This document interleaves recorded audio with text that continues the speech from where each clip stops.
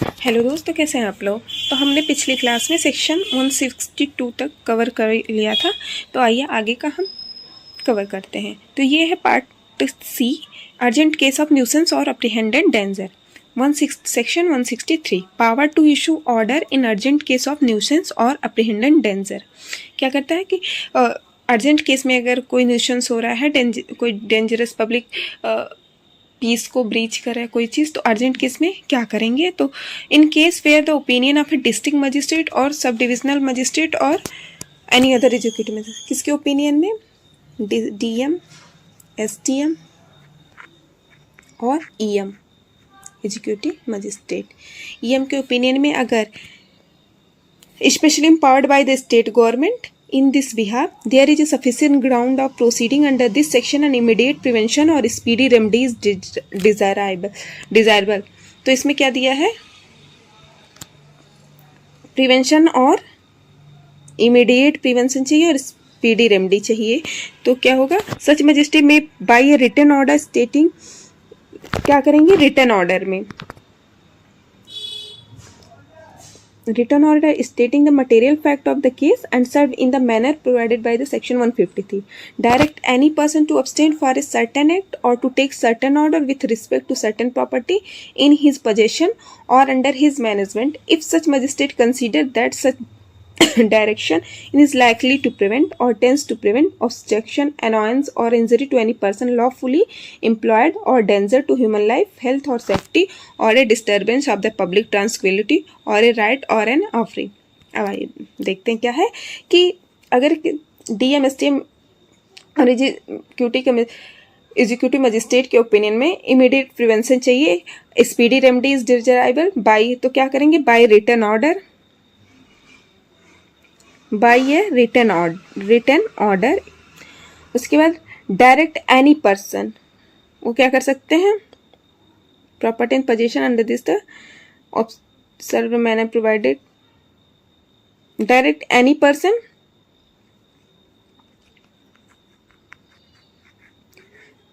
person to abstain from a certain act to take certain order if such magistrate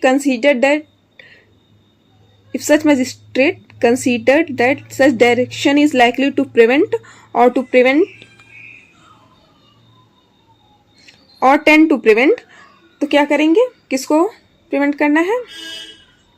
obstruction, annoyance, injury to any person lawfully employed to danger human life, health or disturbing of the public or a writ और N offeree. अगर in case of emergency होता है, in case of emergency क्या करेंगे, be pass x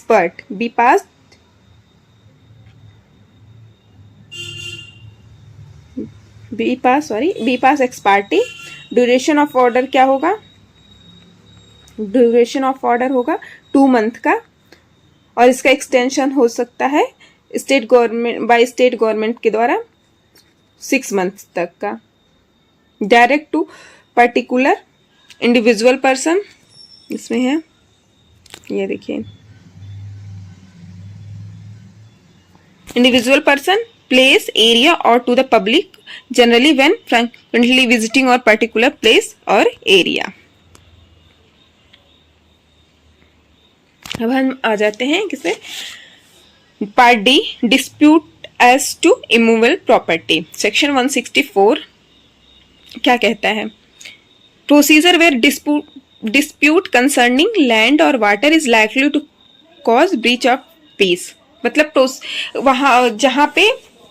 dispute होता है किसको लेके, लैंड को लेके, वाटर को लेके, जो कि पब्लिक पीस को ब्रीच कर रहा है, तो उसके लिए हमें कौन से प्रोसीजर फॉलो करने होते हैं। एग्जीक्यूटिव मजिस्ट्रेट यहाँ पे कौन है, whenever an executive magistrate is satisfied from report of police officer।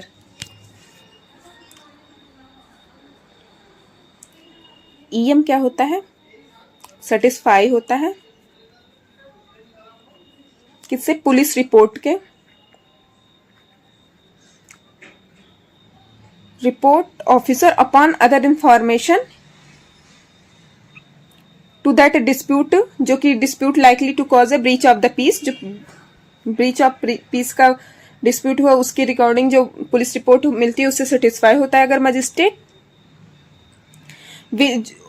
Police के within his local jurisdiction, sir executive within his local jurisdiction, यहाँ पे है।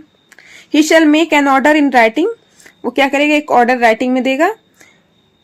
The ground of being satisfied requiring the partners concern,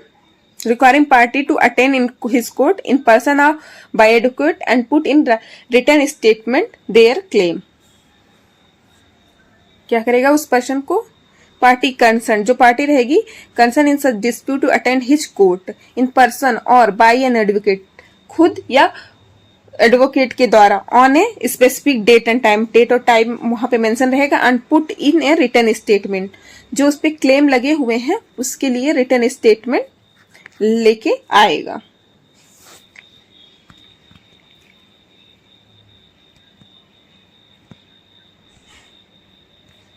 फिर ये क्या कह रहा है,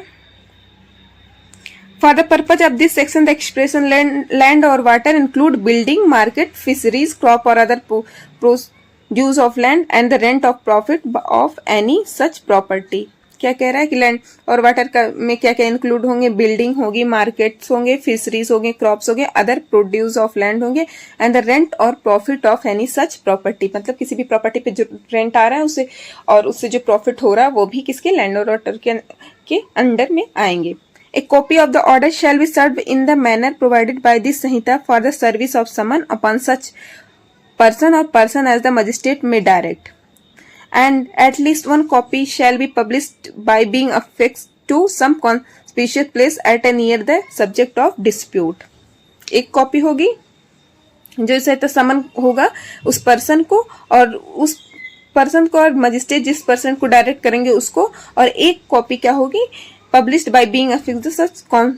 कॉन्स्पिशियस प्लेस एट और near the subject of dispute, जहां पे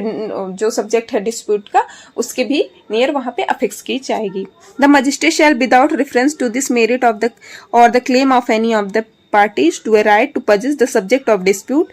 pursue the statement so put here the parties receive all such evidence as may be produced by them। सारे क्या करेंगे, सारे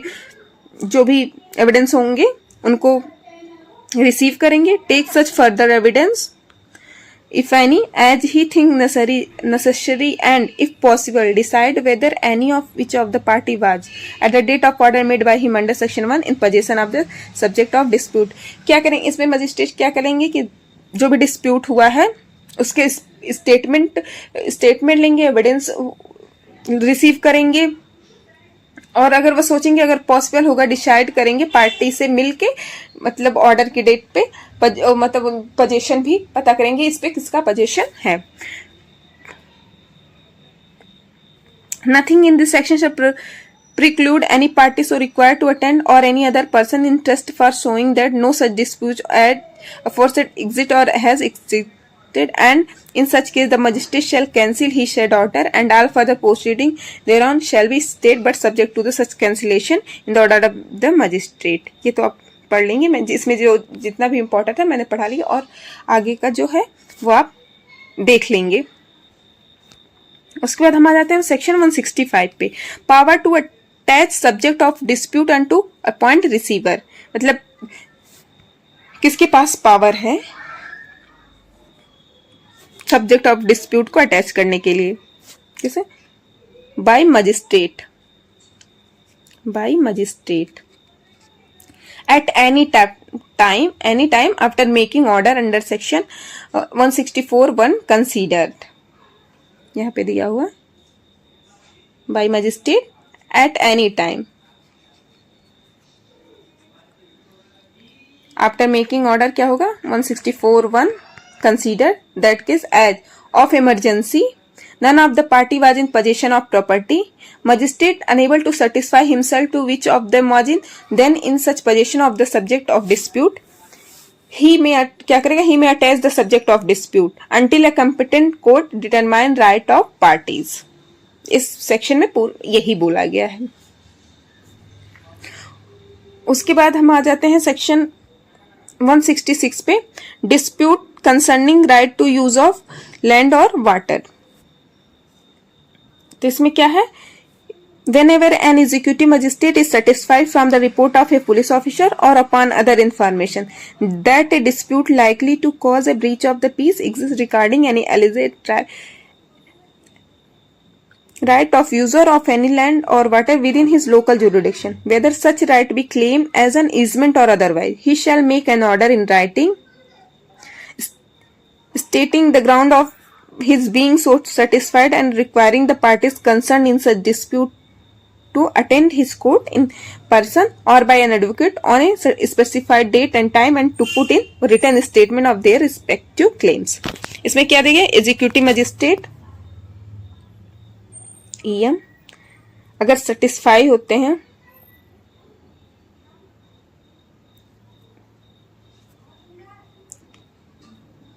FIDE from police report at dispute likely to cause breach of the peace, मतलब वही जो हमने 164 में पढ़ा है, dispute likely to cause breach of peace the regarding and ये of use of the land और वाटर यूज, मतलब इसके यूज वो क्या था, डिस्प्यूट कंसर्निंग लैंड और वाटर था, ये यूज ऑफ वाटर है, उसके with in his local jurisdiction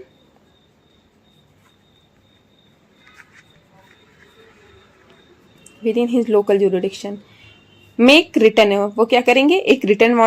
order बनाएंगे, requiring parties to attest his court in person, मतलब वो रिटर्न ऑर्डर से जिस पर्सन पे क्लेम लगा हुआ उनको बुलाएंगे खुद या by advocate,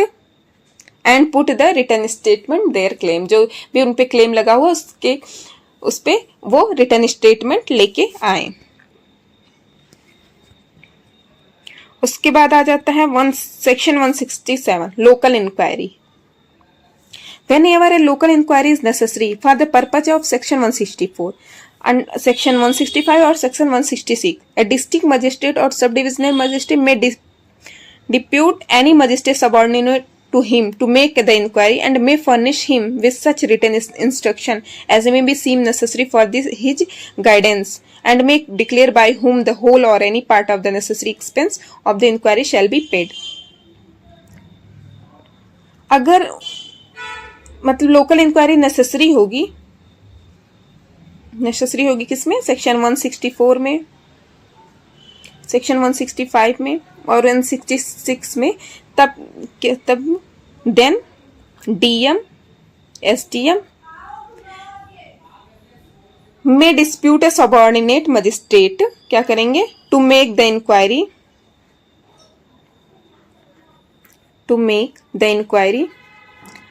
written instruction of his guidance declare by whom expenses of inquiry be paid, necessary expenses of the inquiry shall be paid, जो इंक्वायरी के टाइम जो भी एक्सपेंसेस हुई हैं उनसे जो सबऑर्डिनेट हैं उनके, तो उनको वो पे किया जाएगा। The report of the person so disputed may be read as evidence in the case, report वो बनाएंगे जो सबऑर्डिनेट होंगे उनके जो रिपोर्ट बनाएंगे, report of the person so disputed may be read as evidence in the case, वो क्या होगा, एविडेंस एज ए एविडेंस उसको पढ़ा जाएगा। When any cost have been incurred by any party to a proceeding under section 164 and section 165 or section 166, the magistrate passing a decision may direct by whom such cost shall be paid, whether by such party or any other party to proceeding, and whether in whole or in part of proportion, and such cost may include any expense incurred in respect of witness and of advocate fees which the court shall may consider reasonable। तो आज के लिए इतना ही रखते हैं और आगे के सेक्शन हम अगली क्लास में पढ़ेंगे। आई होप आपको समझ में आ रहा होगा, और अगर कुछ भी मुझे सजेशन देना हो तो प्लीज़ कमेंट करिए, please subscribe and like. Thank you so much.